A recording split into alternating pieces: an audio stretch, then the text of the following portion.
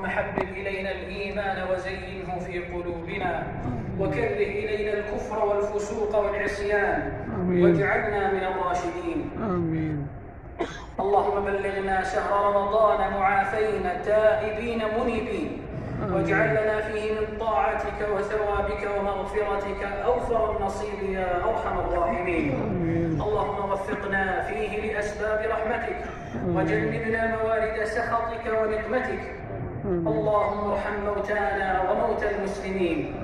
اللهم ارحم موتانا وموتى المسلمين. اللهم تجاوز عنهم وأكرم نزلهم واجعل أرواحهم في أعلى عليين. اللهم أعز الإسلام والمسلمين. اللهم أعز الإسلام والمسلمين وأذل الشرك والمشركين واخذل أعداءك أعداء الدين. اللهم واجعل بلادنا آمنة مطمئنة